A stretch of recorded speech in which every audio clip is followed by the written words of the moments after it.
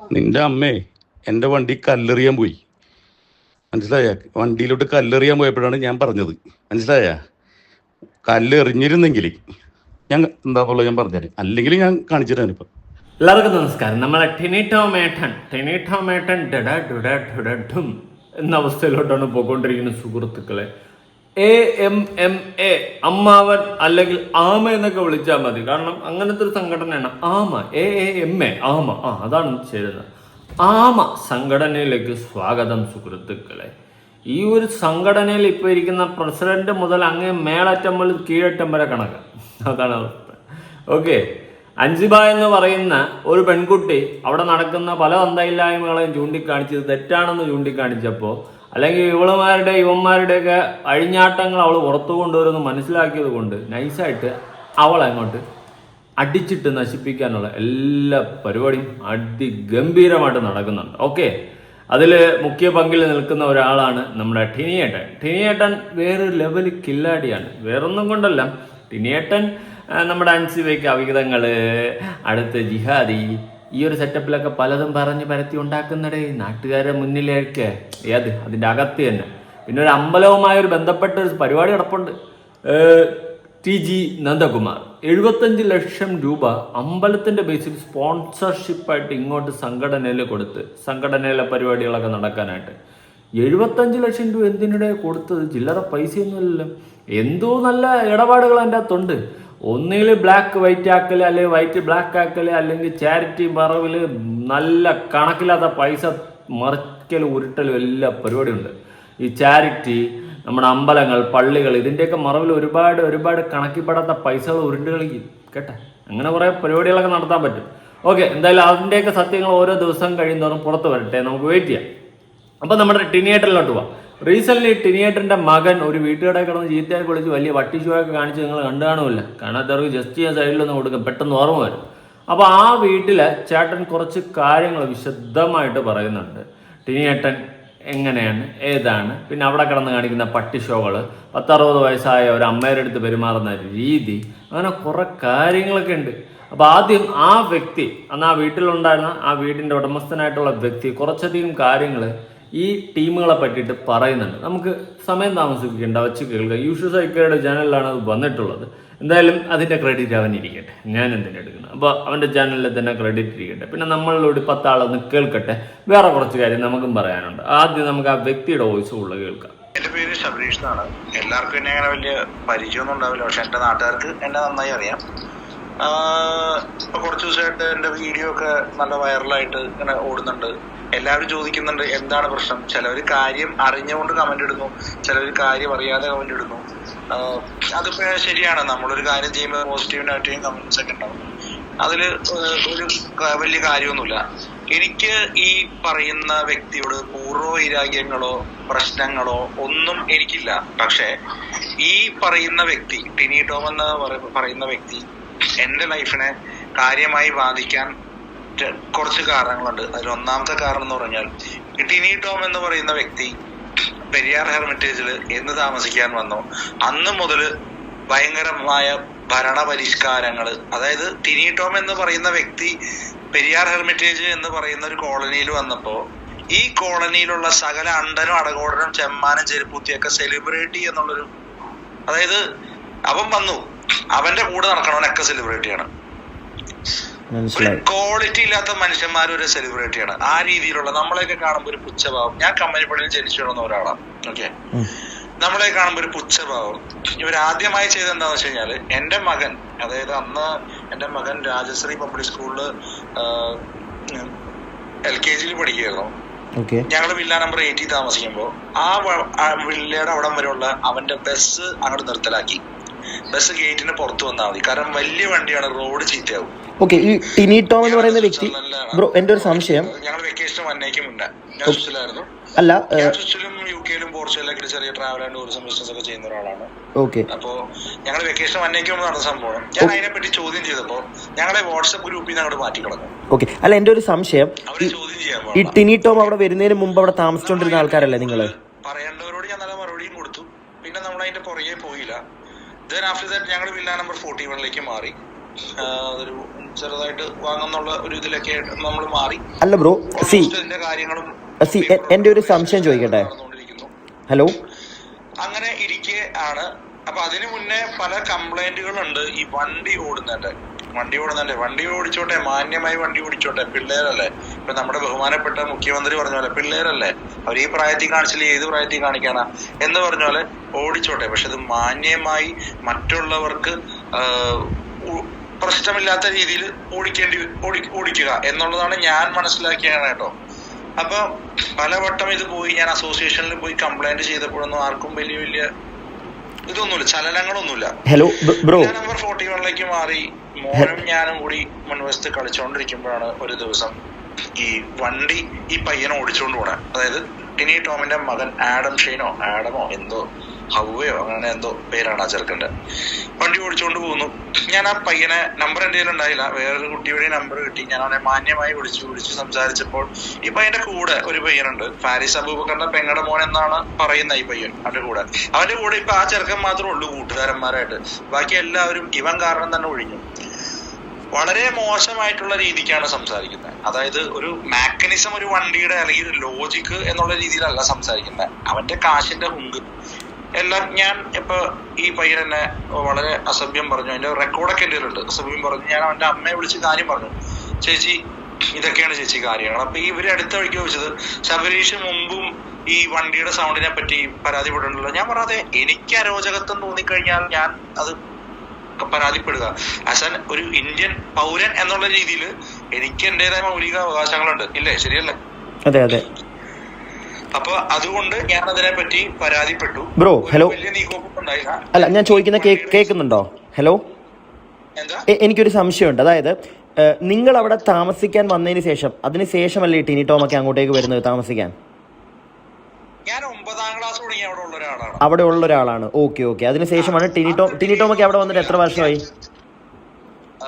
സത്യം പറഞ്ഞ ഞാൻ ഇദ്ദേഹത്തെ ഈ കോളനിയിൽ കാണുന്നത് 2019 ഞാൻ ഒമാനിൽ നിന്ന് വരുമ്പോഴാണ് ഇയാൾ ഇവിടെ താമസമുണ്ടെന്നുള്ളത് എനിക്ക് മനസ്സിലായത്. ഞാൻ നിർത്തി പോരുമ്പോ. ഓക്കെ, നിങ്ങളുടെ ഫാമിലി അവിടെയായിരുന്നു താമസിച്ചോണ്ടിരുന്നത്? അതെ. ഓക്കെ, ശരി. ഓക്കെ, ബാക്കി പറയൂ. 2021 ഞാൻ യുക്രൈനിലേക്ക് പോകുന്നത്. ഓക്കെ. സോ 2024 ജൂലൈ 26 ഞാനും എന്റെ വൈഫും കൂടി വെക്കേഷൻ വരുന്ന. എന്റെ മകൻ നാട്ടിലായിരുന്നു. മകനെ കൊണ്ടുപോകാനും അവന്റെ വിസയുടെ മറ്റു ആവശ്യങ്ങൾക്കൊക്കെയാണ് ഞങ്ങൾ നാട്ടിലേക്ക് വന്നത്. അപ്പൊ ഒരു ദിവസം ഇതേപോലെ എനിക്ക് തോന്നുന്നു മാർച്ച് 14 2025 ഈ ഇൻസിഡന്റ് നടക്കുന്നത്. മാന്യമായി കാര്യം പറഞ്ഞു, അവനെ തെറി പറഞ്ഞു. ഞാൻ അവന്റെ അമ്മയടുത്ത് കാര്യം പറഞ്ഞു. അമ്മയുടെ കാര്യം പറഞ്ഞു. ഞാൻ ആ വോയിസ് റെക്കോർഡ് ചെയ്ത് 2-3 പേർക്ക് അയച്ചു കൊടുത്തു. ഓക്കെ. സോ അന്ന് രാത്രി ഏകദേശം ഒരു 9:30 to 10:30 ഞാൻ അറിയുന്നില്ല, ഫോൺ സൈലന്റിലായിരുന്നു. ഭയങ്കര കോളാണ്, സുരതര കോളാണ്. ഞാൻ കോള് നോക്കിയപ്പോ ഈ പയ്യനാണ്, താഴത്തേക്ക് വാ, 5 മിനിറ്റ് സംസാരിക്കാനുണ്ട്. ഞാൻ പറഞ്ഞു, മോനെ ഞാനിപ്പോ വർക്ക് കഴിഞ്ഞ് കിടന്നേ ഉള്ളൂ. കാരണം നമുക്ക് ഈ ടൂറിന്റെ ഇതായതുകൊണ്ട് കോട്ടുകൾ കൊടുക്കലും പാക്കേജ് കൊടുക്കലും ഒക്കെയാണ് നമ്മുടെ പരിപാടികൾ. എന്നാലേ നമുക്ക് ജീവിക്കാൻ പറ്റുള്ളൂ. അതായത് ഈ സിനിമയും കാര്യങ്ങളൊന്നും ഇല്ലല്ലോ. ചേട്ടാ പറഞ്ഞപ്പോ മനസ്സിലായി. ഒരു ചെറിയ ഡൗട്ട്. അതായത് ഞാൻ പറഞ്ഞു, മോനെ 7:30 ആകുമ്പോ നമുക്ക് രാവിലെ കാണാന്ന് പറഞ്ഞപ്പോ എന്റെ അടുത്ത് പറഞ്ഞു, ഡയലോഗൊന്നും അടിക്കണ്ട, പേടിയാണെങ്കിൽ അവിടെ ഇരുന്നോളാം. അല്ല എന്റെ ഒരു സംശയം ചോദിക്കട്ടെ. ഹലോ എന്ന് പറഞ്ഞ് ഞാൻ താഴത്തേക്ക് ഇറങ്ങി. എന്നെ അവൻ മനഃപൂർവ്വം താഴത്തേക്ക് വിളിച്ചിറക്കിയതാണ്. അല്ലാണ്ട് ഞാൻ അവന്റെ അടുത്ത് നീ എന്റെ വീട്ടിലേക്ക് വരാൻ പറഞ്ഞതല്ല. അവൻ വന്നപ്പോ തന്നെ എനിക്കറിയാം ഞാൻ പുറത്തേക്ക് ഇറങ്ങി കഴിഞ്ഞ് കഴിഞ്ഞാൽ എന്തായിരിക്കും സ്ഥിതി എന്നുള്ളത് എനിക്ക് നന്നായി അറിയാം. കാരണം ഇതിനു മുന്നേ ഇവന്റെ വണ്ടി ആക്സിഡന്റ് ആയിട്ടുണ്ട്. ആ കേസ് നല്ല രീതിയിൽ ഒതുക്കി തീർത്തിട്ടുണ്ട്. ആ വണ്ടി ടോട്ടൽ ലോസിൽ പോയി.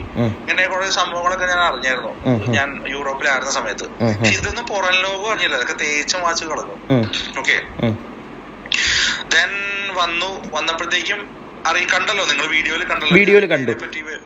ഓക്കെ. അപ്പൊ ഈ പയ്യന്റെ ഇൻ ബിറ്റ്വീൻ ഈ ടിനി ടോം എന്ന് പറയുന്ന വ്യക്തി ആ ഏരിയ തന്നെ ഉണ്ടായിരുന്നു. അവിടെ നടക്കുന്ന കാര്യങ്ങൾ അവൻ അറിയായിരുന്നു.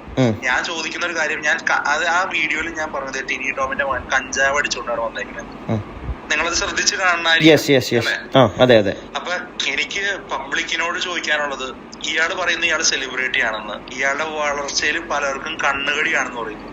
ഇങ്ങനെ വളർച്ചയിൽ നിൽക്കുന്ന ഒരാളുടെ മകൻ രാത്രി വേറൊരാളുടെ കോമ്പൗണ്ടിന്റെ അല്ലെങ്കിൽ മതിലിന്റെ പുറത്ത് നിന്നിട്ട് ഈ ജാതി കാണിക്കുമ്പോൾ ഇവർക്കറിയില്ലേ ഇവര് സെലിബ്രിറ്റിയാണ്, വളർന്നുകൊണ്ടിരിക്കുന്ന ഒരു കലാകാരനാണെന്ന് ഇവർക്ക് അറിയില്ലേ? എന്ത് ചെയ്തോ വികാരത്തിന് അല്ലെങ്കിൽ എന്ത് ലഹരിയുടെ പുറത്താണ് ഈ ചെറുക്കൻ വന്നിട്ട് ഇങ്ങനെ കാണിക്കുന്നത്? ഞാൻ ചോദിക്കുന്നത് ശരിയാണോ തെറ്റാണോ എന്ന് എനിക്കറിയില്ല. പക്ഷെ നിങ്ങൾക്ക് കേട്ടിട്ട് എന്താ തോന്നുന്നത്? ഞാൻ ചോദിക്കുന്നതിന് അതിൽ കഴമ്പുണ്ടോ? അല്ല, ഉണ്ട്. ഞാൻ അതുപോലെ തന്നെ ഒരു കാര്യം ചോദിച്ചോട്ടെ. ഈ പയ്യന്റെ പുറത്താണ് ഇവൻ ഈ കിടന്ന് കാണിക്കുന്നത്. അതുകൊണ്ട് ഞാൻ കഞ്ചാവെന്ന് യൂസ് ചെയ്തു. ഞാൻ ഓൺ ദ സ്പോട്ട് ഇതായപ്പോഴത്തേക്കും ഒരു വെള്ള വോൾവോ കാർ വരുന്നുണ്ട്, വേറൊരു വണ്ടി പോകുന്നുണ്ട്.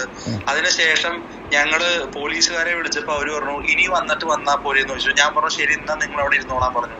ഞങ്ങൾ അപ്പോഴത്തേക്കും വണ്ടി എടുത്ത് സ്റ്റേഷനിൽ പോയപ്പോഴും ഈ പറയുന്ന ഈ വ്യക്തി സെലിബ്രിറ്റി അല്ലെങ്കിൽ ഈ മിമിക്രിക്കാരൻ എന്ന് പറയുന്ന വ്യക്തി അതിൽ കൂടി ഇങ്ങനെ റോന്ത് ചുറ്റുന്നുണ്ടായിരുന്നു. ഓക്കെ. നേരെ ഞാൻ സ്റ്റേഷനിൽ പോയപ്പോ എന്നെ സുജിത്ത് ചീരോത്ത് എന്ന് പറഞ്ഞിട്ട് ഇവന്റെ ഒരു സിംഗടി വിളിച്ചിട്ട് നീ ഇങ്ങോട്ട് വന്നേ, പുഴയുടെ അങ്ങോട്ട് വന്നേ, നമുക്കിത് പറഞ്ഞ് കോംപ്രമൈസ് ആക്കാം. ഞാൻ പറയാം എന്ത് കോംപ്രമൈസ് ആക്കാൻ? എന്താ കോംപ്രമൈസ് ആക്കണ്ടേ? എന്റെ വീടിന്റെ മുമ്പിൽ വന്നിട്ടല്ലേ ചെയ്തേ?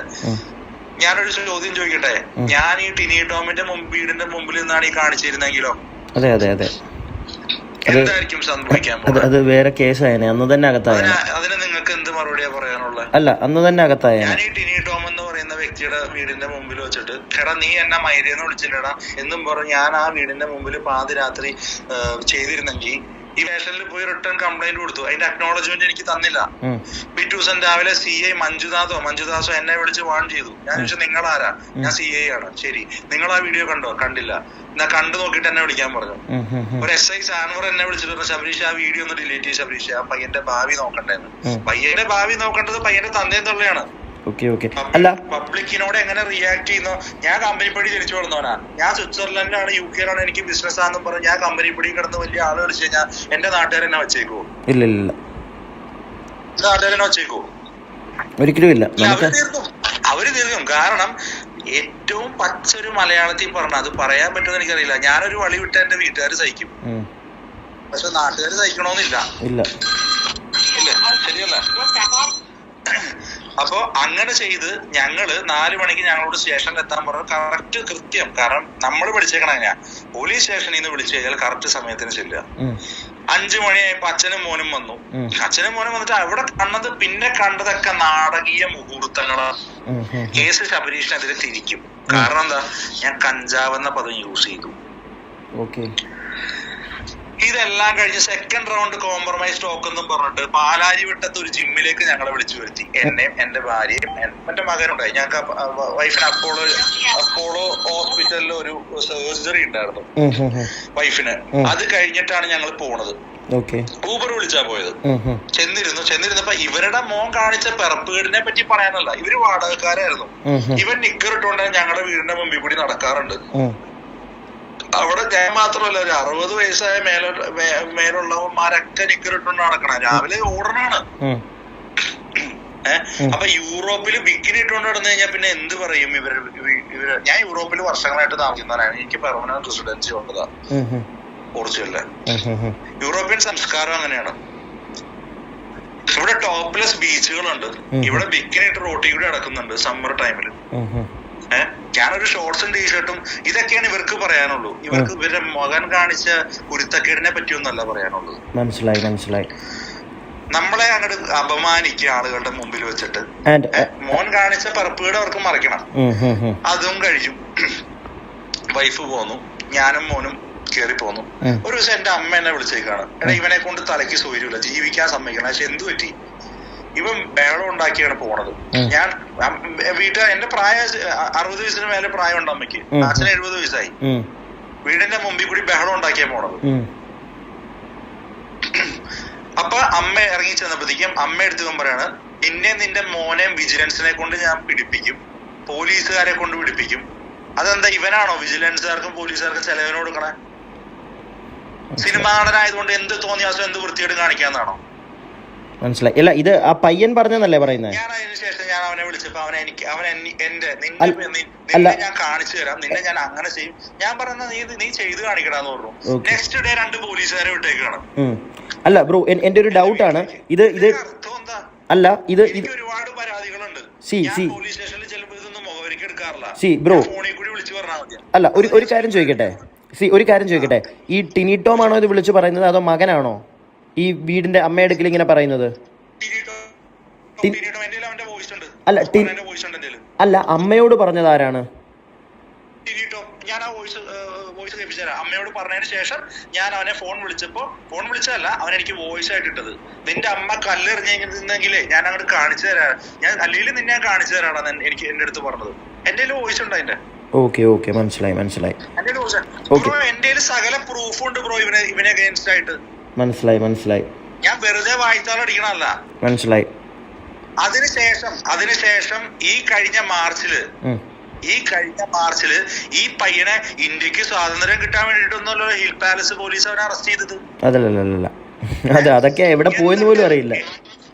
എന്നിട്ട് എന്റെ വീഡിയോ പ്രചരിച്ചു എന്നും പറഞ്ഞ് ഇവൻ വീണ്ടും ഒരു എൽദോ എന്ന് പറയുന്ന പോലീസിന് ഇവൻ വാട്സപ്പിൽ കംപ്ലൈന്റ് അയച്ചു കൊടുത്തേണോ. വീട്ടിലിരുന്ന് പരാതി എഴുതി വാട്സപ്പിൽ സ്കാൻ ചെയ്ത് കംപ്ലൈന്റ് അയച്ചു കൊടുത്തിട്ട് ഈ എൽദോ എന്ന് പറയുന്നവൻ എന്റെ അച്ഛനെ വിളിച്ചിട്ട് ഇതിനെ പറ്റി ഒന്നും അറിയാത്ത സീനിയർ സിറ്റിസൺസ് ആയ എന്റെ പാരന്റ്സിനെ വിളിച്ചിട്ട് 4 മണിക്കുള്ളിൽ ശബരീഷ് ഇത് വിഡ്രോ ചെയ്തില്ലെങ്കിൽ ശബരീഷിനെ ഡീപ്പോർട്ട് ചെയ്ത് നാട്ടിൽ കൊണ്ടുവരും. അപ്പൊ ഞാൻ അയാളെ വിളിച്ചു പറഞ്ഞു, ടിനി ടോമിന്റെ ചെലവിൽ നാട്ടിൽ വരാനാണ് എന്റെ യോഗം, അതാണ് എന്റെ യോഗം എന്ന് ഞാൻ കരുതി സമാധാനിക്കുന്നു പറഞ്ഞു. പിന്നെ ആട് കിടന്നോടത്ത് പൂട പോലുമില്ല. അതിനുശേഷം അൻസിബ എന്ന് പറയുന്ന കുട്ടി ഇവിടെ നാട്ടുകാർക്കേ അവനെ കൊണ്ട് ചൊറിച്ചിലാണ് സഹിക്കാൻ പറ്റുള്ള, പിന്നെയാണോ സഹപ്രവർത്തകർക്ക്? അതെ ശരിയാണ് അല്ലെ? സ്വന്തം, അതായത് ഇവൻ കമ്പനിപ്പടി വന്ന് താമസിക്കുന്നവനാ. കമ്പനിപ്പടിക്കാർക്കേ ഇവന്റെ ശരി, ഇവൻ വലിയ ആനയുടെ കൂരാണ്. ഇവന്റെ പെറ്റ തള്ള താമസിക്കുന്ന ദേശായി ഹോംസിലാ. തിരിഞ്ഞു പോലും അവൻ നോക്കാറില്ല. ഇതൊക്കെ ഞാൻ കഴിഞ്ഞോടെ ചോദ്യം ചെയ്താണ്. അവന്റെ അമ്മ എന്റെ വീട്ടിൽ വന്ന് എന്തിനാ ശബരീഷ് അങ്ങനെയൊക്കെ പറഞ്ഞേ? ഉള്ള കാര്യമല്ലേ പറഞ്ഞേ, ഞാൻ നുണയൊന്നും പറഞ്ഞിരുന്നല്ലോ. മണിമാളികയും കാറും മസ്താങ്ങും മറച്ചതാങ്ങും എല്ലാം ഉണ്ട് അല്ലെ? നമ്മളൊക്കെ വലുതാകുമ്പോ നമ്മളൊക്കെ സെലിബ്രിറ്റി അല്ലെങ്കിൽ നമ്മളൊക്കെ നമ്മളിൽ പൈസ കൂടുമ്പോൾ നമ്മുടെ പാരന്റ്സിനെ നമ്മൾ അതേപോലെ പരിപോഷിപ്പിക്കാൻ നോക്കണേ. എന്ത് ഇവൻ മാത്രം എന്ത് ഇവന്റെ അമ്മയെ വേറെ വീട്ടിൽ താമസിപ്പിച്ചേക്കണേ? പിന്നെ ഞാൻ അതിലോട്ടൊന്നും പോകുന്നില്ല. അതൊക്കെ അവന്റെ സംസ്കാരം, അവന്റെ സൗകര്യം, ഞാനൊന്നും പറയാൻ ആളല്ല. അതിനുശേഷം ഈ കഴിഞ്ഞ ദിവസം ഈ ഓൺലൈൻ മീഡിയത്തിൽ കൂടി എന്റെ വീഡിയോ പ്രചരിപ്പിച്ചു. ഞാൻ നുണയൊന്നും പറഞ്ഞിട്ടില്ല അതില്. മനസ്സിലായി. വ്യക്തമായ തെളിവുകളോട് ഞാൻ പറഞ്ഞേക്കണേ. ഹിൽ പാലസ് പോലീസ് പിടിച്ചത് 3 ഗ്രാം കഞ്ചാവ് കൈവശം വെക്കാന്നാണ്. നമുക്ക് അതിനെപ്പറ്റി സംസാരിക്കണ്ട ബ്രോ, കാരണം ആ വേർഡ്സ് പ്രശ്നമാണ്. ഇവൻ ആരുടെ വാങ്ങുന്നു, ഇവനിത് യൂസ് ചെയ്യുന്നതിന്റെ എല്ലാ പ്രൂഫും എന്റെ ഉണ്ട്. ഓക്കെ അല്ല നമുക്ക് ആ ഒരു ടോപ്പിക്കിലേക്ക് പോകണ്ട. ഓൺലൈൻ മീഡിയ വഴി പ്രചരിപ്പിച്ചു എന്നും പറഞ്ഞു വീണ്ടും അവൻ വാട്സപ്പിൽ പരാതി അയച്ചു കൊടുത്തേക്കണു. ഒരു ജോസ് എന്ന് പറഞ്ഞ SI എന്റെ ഫാദറിനെ വിളിച്ചേക്കണം. ഓക്കെ. എനിക്കുണ്ടായിരുന്ന ഒരു പൈസയുടെ കേസ് 35,65,000 രൂപ. എന്റെ കൂട്ടുകാരൻ ഡിക്സൺ തിരുവനന്തപുരത്തുള്ള 25 ലക്ഷം രൂപയുടെ. ഞങ്ങൾ ആലുവ പോലീസ് സ്റ്റേഷനിൽ കയറി ഇറങ്ങിയപ്പോ ഏതാണ്ട് എന്താ പറയാ തമാശ കേൾക്കാൻ പോയ പോലെയാണ്. മനസ്സിലായി. പക്ഷെ ഇദ്ദേഹത്തിനെതിരെ എന്തെങ്കിലും ടോമിനെ പോലുള്ളവരെ ഉണ്ടാക്കിയാൽ മാത്രമേ പോലീസുകാർ ഉണ്ടാക്കുള്ളൂ. അതോ സെലിബ്രിറ്റി ആയതുകൊണ്ടാണോ? അതോ ടിനി ടോം ആണോ ആലുവ സ്റ്റേഷനിലുള്ള അല്ലെങ്കിൽ പോലീസുകാർക്ക് കുറച്ച് ചായവുള്ളതാ ഈ മാതിരി ജാതി ഐറ്റത്തിനോട്? മനസ്സിലായി. Okay bro. ഉടനെ ഈ ഫ്ലാറ്റിലത്തെ സെക്രട്ടറി ഒരു ലേഡിയാണ്. ഇവരോട് ഭയങ്കര കൂറ. ഏത് ഫ്ലാറ്റിലെ ഹൗസ് ഓണർ ആയിരുന്ന ആളെ വിളിച്ചിട്ട് നിങ്ങൾ ആ വീട് കൊടുത്തോ, എന്തിനാ അവർക്ക് കൊടുത്തേ, അവര് നല്ല ആളുകളൊന്നും അല്ല, എന്താ അങ്ങനെയൊക്കെ പറയേണ്ട കാര്യം എന്താ? മനസ്സിലായി. അല്ല അത് കൂടാതെ ഇപ്പൊ ഈ ടിനി ടോം ബ്രോയോട് ഭയങ്കരമായിട്ട് ഡീഫോം ചെയ്യുക. മനസ്സിലായി. ആൾക്കാരെ ഭയങ്കരമായിട്ട് ആളുകളുടെ മുമ്പിൽ നാണം കെടുത്തുക. മനസ്സിലായി. നിങ്ങളുടെ വികാരം നമുക്ക് മനസ്സിലാവുന്നുണ്ട്. നിങ്ങൾക്ക് എത്രത്തോളം ഇയാൾ കാരണം ബുദ്ധിമുട്ടായി എന്നുള്ളത്.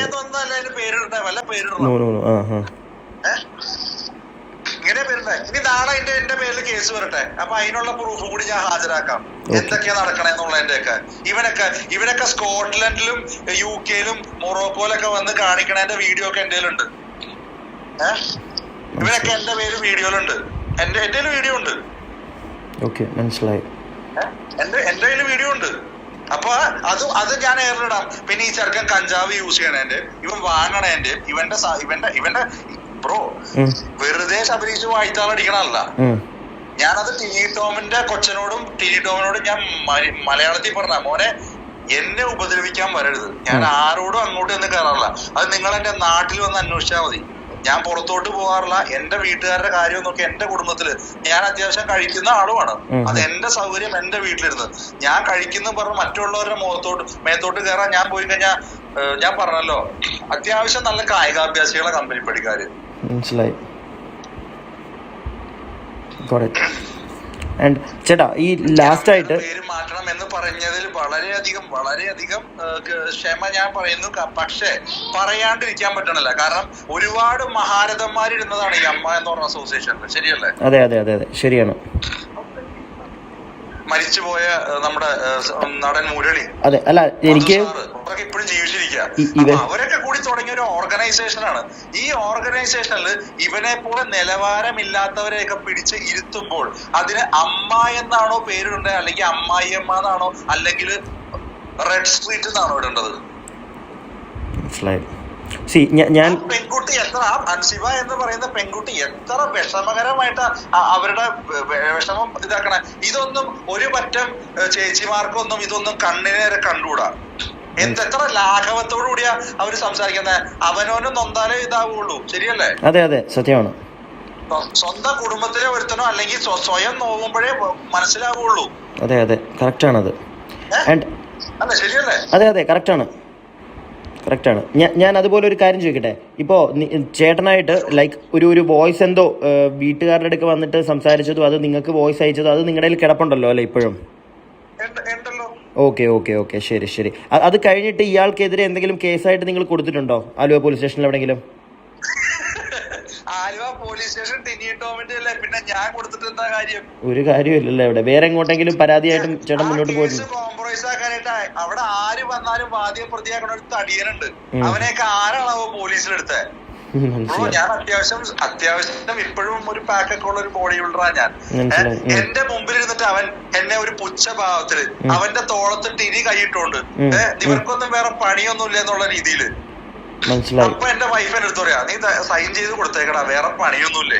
ഇനി ഞാൻ ആലുവ സ്റ്റേഷനിൽ പോയിട്ട് ആരുടെ കാലം നക്കേണ്ടത്? മനസ്സിലായി. നിങ്ങളുടെ വികാരം എനിക്ക് മനസ്സിലാവുന്നുണ്ട്. ഒന്നും നടക്കുന്നില്ല അല്ലേ? ആർക്കും വേറെ പണിയില്ലേ? മനസ്സിലായി. ആ എഴുതണ സമയവും ആ കളയണ മഷി ഉണ്ടെങ്കിൽ വേറെ എന്തൊക്കെ പരിപാടികൾ നമുക്ക് ചെയ്യാം. മനസ്സിലായി. ഒരു തവണ ആ പരാതിയുടെ കോപ്പി എന്തെങ്കിലും ഒരു തവണ കൊടുത്തപ്പോ ശബരീഷിനെതിരെ കേസെടുക്കണം. അവൻ പറയാണ് സിഐയുടെ മുമ്പിൽ ഇരുന്ന്, ടിനിച്ചേട്ടൻ ആലോചിക്ക്. ഞാൻ ആദ്യം പറഞ്ഞത് കേസായിട്ട് തന്നെ പോട്ടെ. എന്റെ ഒരു ഫാമിലി ഫ്രണ്ട്, പുള്ളി രാഷ്ട്രീയത്തിൽ പാർട്ടിയിലുള്ളതാണ്, കോൺഗ്രസ് പാർട്ടിയിലുള്ളതാണ്. പുള്ളി എന്നെ വിളിച്ചിട്ട് പറഞ്ഞു, എടാ നിനക്ക് കയറി പോകണ്ടതല്ലേ, നീ ഇതിനു വേണ്ടിയിട്ടാണ് നാട്ടിൽ വന്നേ? ഞാൻ പറഞ്ഞ നീ അനുസരിക്കില്ലേ? എന്റെ ഫാദറിന്റെ ക്ലാസ്മേറ്റ് ആണ്. അദ്ദേഹം പറഞ്ഞോണ്ട് മാത്രമാണ്. മനസ്സിലായി. ഒതുങ്ങണ്ട വന്നു അല്ലേ? ഞാനൊരു കാര്യം പറയാട്ടോ, ഇതൊക്കെ വല്ല പാണ്ടിലോറിയുടെ ഇടയിലും പോവുള്ളൂ. എനിക്ക് സ്വപ്നങ്ങളും ആഗ്രഹങ്ങളും ഉണ്ട്. ഞാൻ കാണാത്ത രാജ്യങ്ങളില്ല. എനിക്ക് 40 വയസ്സായി. യൂറോപ്പിൽ ഞാൻ കാണാത്ത രാജ്യങ്ങളില്ല. ഇവരൊക്കെ ഈ കഞ്ചാവ് പിടിച്ച് ആരെങ്കിലൊക്കെ തല്ലിക്കൊല്ലും, അല്ലെങ്കിൽ ഈ ചെറുക്കനൊക്കെ ഏതെങ്കിലും പാണ്ടിലോറി കയറി തീരും. പൊതുജനം എന്ന് പറയുന്ന കഴുത മറ്റേ ഇവന്റെ സിനിമ കണ്ടും റിയാലിറ്റി ഷോയ്ക്ക് റീച്ച് കൂട്ടിയിട്ടാണല്ലോ ഇവൻ മസ്താങ്ങും മർച്ചതാങ്ങും ഒക്കെ മേടിച്ചത്. അല്ലാതെ ഇവന്റെ അമ്മ ഇവന്റെ ഗർഭപാത്രത്തിൽ നിന്ന് റിലീസ് ചെയ്ത ഒരു കയ്യില് മസ്താങ്ങും വേറൊരു കയ്യില് ബെൻസും അവന്റെ കഴുത്തിൽ തേങ്ങാകൊലയായിട്ടൊന്നുമല്ല വന്നത്. അല്ലല്ല, പക്ഷെ ഇപ്പൊ അത്യാവശ്യം ആളുകൾക്കൊക്കെ മനസ്സിലായിട്ടുണ്ട്. ഇപ്പൊ ഏകദേശം ആളുകൾക്ക് കാര്യങ്ങൾ മനസ്സിലായിട്ടുണ്ട്. ഇതൊക്കെ നമ്മളെ പോലുള്ള അല്ലെങ്കിൽ ഞങ്ങളെ പോലുള്ള വിഡ്ഢികളായ ജനങ്ങൾ ഇരുന്ന് കക്കക്കാന്ന് ചിരിച്ചും റേറ്റിംഗ് കൂട്ടിയും സിനിമയ്ക്ക് ടിക്കറ്റ് എടുത്ത് ക്യൂ നിന്നും എന്നിട്ട് സെലിബ്രിറ്റിയും മറ്റേ മെഗാസ്റ്റാറും ആക്കിയവർക്ക് ഞങ്ങളെ പോലുള്ള ജനങ്ങളെ കാണുമ്പോ പുച്ഛം. ഞാൻ ഈ പറഞ്ഞാൽ എന്തെങ്കിലും തെറ്റുണ്ടാവും? ഇല്ല ഒരിക്കലും ഇല്ല. നിങ്ങളൊരു സാധാരണക്കാരനെ പോലെ സംസാരിക്കുന്നു. നിങ്ങളുടെ ആ ഒരു ഫ്രസ്ട്രേഷൻ നിങ്ങളുടെ ഫ്രസ്ട്രേഷൻ എനിക്ക് മനസ്സിലാവുന്നുണ്ട്. ഒന്നും ചെയ്യാൻ പറ്റുന്നില്ല ഇയാൾക്കെതിരെ. അല്ല, ഇവിടെ മൊത്തത്തിൽ കുറച്ചും കൂടി മാന്യമായിട്ട് പെരുമാറാം. മനസ്സിലായി. സങ്കടമുണ്ട്. പക്ഷെ നമ്മളെ ഒരുമാതിരി കളിയാക്കുക, ആലുവ സ്റ്റേഷനിൽ കളിയാക്കി. മനസ്സിലായി. ഞാൻ ഇപ്പൊ ആലോചിക്കുന്നത്, ഞാൻ എന്തിനാ വന്നേ? കട്ടോ, ഞാൻ മോട്ടിച്ചോ പിടിച്ചു പറിച്ചോ? പബ്ലിക് അതില് മഞ്ജുദാസോ എന്തോ ഒരു പേരാണ്. എന്റെ പൊന്നു ടിനിയേട്ടാ, നിങ്ങൾ എന്തെന്നാ ഇത് ഗുണ്ടായിസ് കളിക്കണേ? ഇതെന്താ ഗുണ്ട അഭിനയാ നിങ്ങള്? എന്താ ഉദ്ദേശം എന്താ? നിങ്ങളൊരു കില്ലാടിനട്ടെ, കില്ലാടി. ഓ രക്ഷയില്ല, ഇതൊക്കെ എങ്ങനെ സാധിക്കണോ ബോബി? ഇതേ ഒരു പരിപാടി അങ്ങേര് ഈ പറഞ്ഞതുപോലെ നിങ്ങളെ വീട്ടുകട എന്ന് പറഞ്ഞാൽ നിങ്ങളെ പള്ളി വിളിച്ചിരുന്നെങ്കിൽ അങ്ങേരെ ഇപ്പം നിക്കറിൽ എടുത്തിരിക്കുവാനകത്ത് സ്റ്റേഷൻ്റെ അകത്ത്. കാരണം അങ്ങേർക്ക് നിങ്ങളത്ര പിടിപാടൊന്നും ഇല്ലെന്നേ. നിങ്ങളൊക്കെ വലിയ വലിയ കൊമ്പന്മാരല്ലേ, സിനിമാ നടൻ, സെലിബ്രിറ്റി. അയ്യോ, ഇപ്പോൾ പോലീസിൽ മന്ത്രിമാരിലൊക്കെ പിടിപാട് കാണും. ഇപ്പോൾ സ്റ്റേഷനിലൊക്കെ നിങ്ങൾക്ക് മറ്റേ തോളി കയറ്റിക്കുള്ള സെറ്റപ്പൊക്കെ കാണും. വലിയ വലിയ ആൾക്കാരില്ലേ. ഞാനൊക്കെ പോയി കഴിഞ്ഞാൽ ഇടിയുണ്ട് നൂന്ന് നിവർന്ന് അയ്യോ വളച്ചൊടിച്ച് വരും. അതൊക്കെയാണ് അവസ്ഥ. സാധാരണക്കാരന്മാരുടെ അവസ്ഥ ഇതൊക്കെ തന്നെ.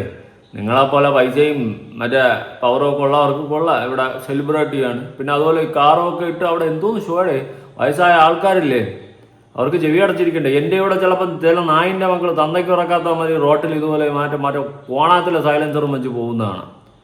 ഇവനൊക്കെ അപ്പോഴാ ചില സമയം വിഴുന്ന് ചത്താലോ എന്ന് ചിന്തിക്കും. പിന്നെ വിചാരിക്കും എന്ത് പോട്ട് ജീവനല്ലേ ഇവൻ്റെ ഇപ്പോഴത്തെ കഴപ്പിൽ കാണിക്കുന്നതെന്ന് പിന്നെയും വിചാരിക്കും. ഓക്കെ, കാരണം ഒരു സമയത്ത് നമുക്ക് കഴപ്പുണ്ടാകും. നമ്മൾ ഇമാതി മറ്റേടുത്ത സൈലൻസറും ഇമാതി സൗണ്ട് ഉണ്ടാക്കിയിട്ട് പോയിട്ടുള്ള ചരിത്രമൊന്നുമില്ല. ഓക്കെ, അതൊക്കെ വെറും തൊട്ടിപ്പരിപാടി. ഓക്കെ, ഈ ഒരുമാതിരി മറ്റേ സൈലൻസറും വെച്ചിട്ട് അടിച്ച് വയർ ചെയ്ത് പോകുന്ന വീടുകളിലൊക്കെ ഓരോ വയസ്സായവരൊക്കെ ഇരിക്കും. അവർക്കൊന്നും ഇതൊന്നും കേൾക്കുമ്പോൾ പറ്റത്തില്ല. അത് മനസ്സിലാക്കി പെരുമാറാനുള്ളൊരു സാമാന്യ ബോധം കാണിക്കും. ഇനി ടിനിയേട്ടൻ അതിനെ പറ്റിയിട്ട് കുറച്ച് കാര്യങ്ങൾ പറയുന്നുണ്ടായി, നമുക്ക് അതും കൂടി ഒന്ന് കേട്ടു വെക്കാം. ടിനിയേട്ട ഒരു കില്ലാടി തന്നെ, കഴിവുള്ള കില്ലാടി മോൻ. ഇതുപോലത്തെ ഒരു മോനെയൊക്കെ കിട്ടണമെങ്കിൽ ഉപ്പിലിട്ട് വയ്ക്കണം. എൻ്റെ അമ്മേ എൻ്റെ വണ്ടി കല്ലെറിയാൻ പോയി, മനസ്സിലായ? വണ്ടിയിലോട്ട് കല്ലെറിയാൻ പോയപ്പോഴാണ് ഞാൻ പറഞ്ഞത്, മനസ്സിലായ? കല്ലെറിഞ്ഞിരുന്നെങ്കിൽ ഞാൻ എന്താന്നുള്ളത് ഞാൻ പറഞ്ഞുതരാം. അല്ലെങ്കിൽ ഞാൻ എന്തിനു കാണിക്കുമായിരുന്നു? ഇത്രയ്ക്ക് കാണിക്കാനായിട്ട് അണ്ണൻ എന്തോ നിരിക്കുന്നു. അല്ലെങ്കിൽ ഒരു പക്ഷെ കാണിച്ചു തരുമായിരുന്നു. നിന്റെ അമ്മ കല്ലെറിയാൻ പോയതുകൊണ്ടാണെന്ന് അല്ലെങ്കിൽ കാണിച്ചു തരുമായിരുന്നു. കല്ലെറി ഇവൻ്റെയൊക്കെ പേട്ട തലവാക്കി കല്ലെറിച്ച് കൊടുക്കട്ടെ, അതാണ് ചെയ്യേണ്ടത്. കല്ലെറിയാൻ പോയെന്ന് ഇടയിൽ ടിനിയണ്ണൻ്റെയൊക്കെ ഗുണങ്ങൾ മനസ്സിലായില്ല. ഇവനൊക്കെയാണ് മറ്റേ സംഘടനയൊക്കെ അറിയിരുന്ന് വലിയ സംഭവങ്ങളെ പോലെ ഇരിക്കുന്നത്. അണ്ണൻ വേറെ ലെവലാണ്. ഞാൻ കൂടുതലൊന്നും പറയുന്നില്ല, ഓരോന്നായിട്ട് പുറത്തു വരട്ടെ. ഇതിപ്പോൾ നിങ്ങൾ ഈ വോയിസ് കേട്ട് വരുമ്പോൾ തന്നെ ക്ഷീണിക്കും, ഞാനും ക്ഷീണിച്ച്. ഓക്കെ, അപ്പോൾ എനിക്ക് കൂടുതലൊന്നും ഈ വിഷയത്തിൽ ഇപ്പോൾ പറയാനില്ല. നമുക്ക് ഇവരൊക്കെ തനിക്കൂടെ മനസ്സിലായല്ലോ. ഇനി ബാക്കി നമുക്ക് അടുത്ത് ഓരോ ദിവസങ്ങളിൽ 5 കേസൊക്കെ ഇങ്ങനെ ബടബടേ എന്ന് പറഞ്ഞ് നമുക്ക് വലിച്ച് കീറി ഒട്ടിക്കാം. പുതിയൊരു വീഡിയോ